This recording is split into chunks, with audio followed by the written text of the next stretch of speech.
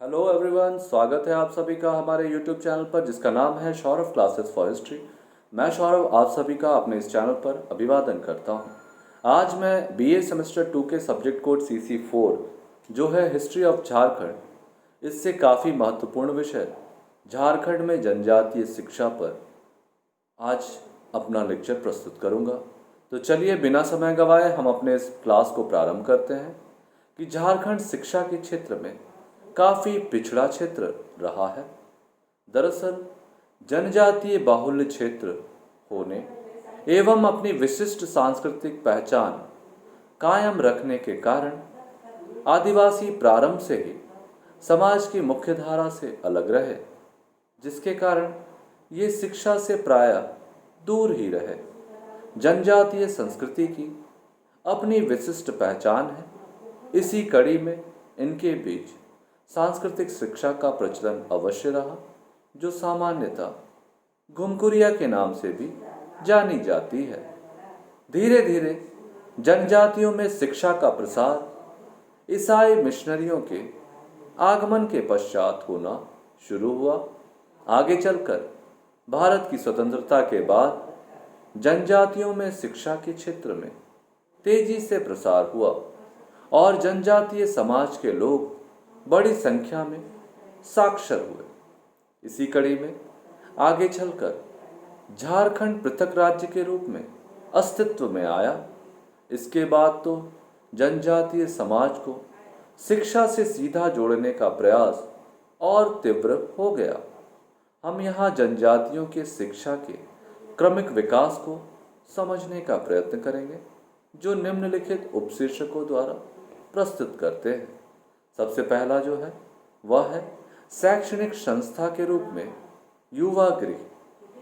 प्राचीन काल से ही जनजातियों में सांस्कृतिक मूल्यों एवं धरोहरों के ज्ञान हेतु एक संस्था का विकास किया गया, जिसे युवा गृह कहा जाता है।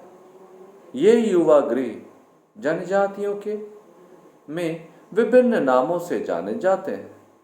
मुंडा तथा हो जनजातियों में युवा, सेनागार और गीतियोरा, उराव जनजातियों में घुमकुरिया, ढेलकी खड़िया जनजाति में गीतियो, बिरहोर जनजाति में इतिजोरो तथा सौर्य पहाड़ी जनजाति में कोड़बा आरा के नाम से जाना जाता था। इस युवागृह अथवा घुमकुरिया में अविवाहित युवक युवतियों के अलग अलग रहने, शिक्षा ग्रहण करने एवं सांस्कृतिक विकास की शिक्षा ग्रहण करने की शिक्षा दी जाती थी। इस घुमकुरिया के प्रधान पाहन या महतो कहलाते थे, जो इनमें शारीरिक एवं मानसिक विकास के लिए मुख्य रूप से उत्तरदायी थे। इन युवा गृहों का निर्माण गांव से अलग किया जाता था। यहाँ शिक्षण, नृत्य, संगीत एवं सांस्कृतिक रीति रिवाजों की शिक्षा दी जाती थी। इस तरह घुमकुरिया व्यवस्था जनजातियों की प्रारंभिक शिक्षण गृह के रूप में जानी जाती थी। दूसरा है ईसाई मिशनरियों द्वारा प्रदत्त शिक्षा। अंग्रेजों के भारत में आगमन के पश्चात ईसाई धर्म का व्यापक प्रचार प्रसार भारत में हुआ। इसके साथ साथ भारत में अंग्रेजी शिक्षा भी अस्तित्व में आई। इसी कड़ी में GEL चर्च मिशन द्वारा 1870 के दशक में लड़के एवं लड़कियों के लिए आवासीय विद्यालयों की स्थापना की गई, जहां विद्यार्थियों को निःशुल्क शिक्षा दी जाती थी। इस कारण आदिवासी इन विद्यालयों में शिक्षा ग्रहण करने लगे। इसी प्रक्रिया में आगे चलकर SPG चर्च मिशन तथा रोमन कैथोलिक चर्च मिशनों ने अनेक विद्यालयों की स्थापना की।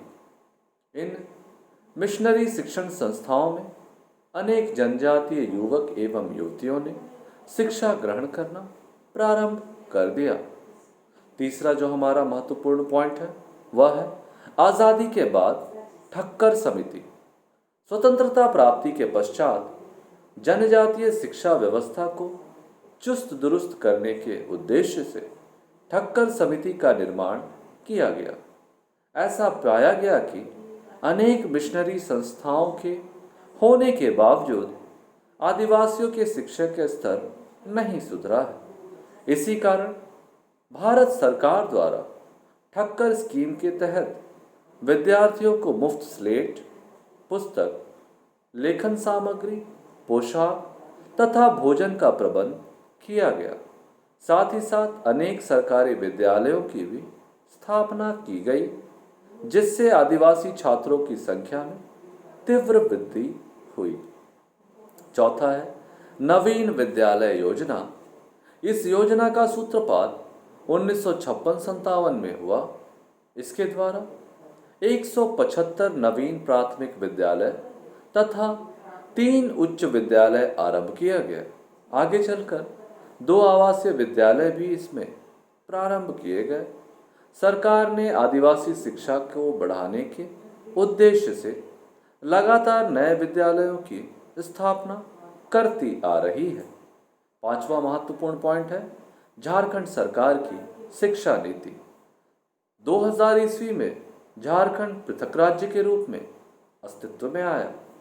इसके अस्तित्व में आने के बाद से आदिवासियों के शिक्षा के स्तर को सुधारने के लिए बिरसा आवासीय विद्यालय, पंख योजना, तकनीकी शिक्षा प्रशिक्षण कार्यक्रम, मिड डे मील आदि द्वारा झारखंड के जनजातियों की शिक्षा का स्तर सुधारने के लिए निरंतर प्रयत्न किए गए। राज्य सरकार ने प्राथमिक, माध्यमिक एवं उच्च शिक्षा के सभी स्तरों में जनजातीय भागीदारी सुनिश्चित करने का प्रावधान किया।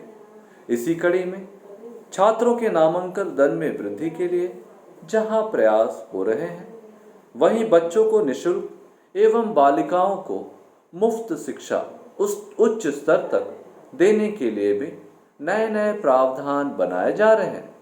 इससे शिक्षा के स्तर में निरंतर सुधार देखा जा रहा है। इससे झारखंड में जनजातियों के औपचारिक एवं अनौपचारिक शिक्षा में तेजी से विकास हुआ है। झारखंड में 2011 की साक्षरता दर 67.03% थी, जो 2001 की जनगणना में 53.56% थी। अर्थात झारखंड में साक्षरता दर निरंतर तेजी से बढ़ रही है और इसकी गुणवत्ता में सुधार हेतु भी सरकार कृत संकल्पित है। इस प्रकार हम अब इसका निष्कर्ष देखेंगे कि उपरोक्त अध्ययनों के आधार पर हम पाते हैं कि जनजातियों में प्रारंभिक शिक्षण व्यवस्था घुमकुरिया के रूप में प्रचलित रही थी, लेकिन मिशनरियों के आगमन के बाद उनकी शिक्षा के स्तर में सुधार हुआ और उनके द्वारा अनेक गैर आवासीय एवं आवासीय विद्यालयों की स्थापना की गई। लेकिन स्वतंत्रता प्राप्ति के पश्चात भारत सरकार ने न केवल विद्यालयों, महाविद्यालयों की स्थापना की, बल्कि उनकी शिक्षा का उचित प्रबंधन हेतु जनजातियों को 7.5% की दर से आरक्षण प्रदान कर न केवल शिक्षा में बल्कि नौकरियों में भी उन्हें विशेष लाभ प्रदान किया। इस कारण जनजातियों में नवीन जागृति एवं नवचेतना का संचार हुआ और वर्तमान समय में उन्होंने शिक्षा के महत्व को समझते हुए तेजी से शिक्षा ग्रहण कर राज्य के विकास में सहयोगी भूमिका का निर्वहन कर रही है। इस प्रकार से हमारा यह विषय यहाँ समाप्त होता है। हम उम्मीद करते हैं कि आपको जनजातीय शिक्षा से संबंधित सारी आशंकाओं का निवारण हमने कर दिया है। यदि इसके बावजूद यदि आपके मन में किसी भी प्रकार की आशंका है तो आप हमें हमारे कमेंट में लिखकर सेंड कर दें। हम उनका यथासंभव जवाब यथाशीघ्र जल्द से जल्द आपको जवाब देने का प्रयत्न करेंगे। तो आज के लिए बस इतना ही। घर पर रहें, पढ़ते रहें और सुरक्षित रहें। इसी मूल मंत्र के साथ मैं आप सबों से अलविदा चाहूँगा। हम अगले क्लास में फिर उपस्थित होंगे एक नए विषय के साथ। तब तक के लिए धन्यवाद।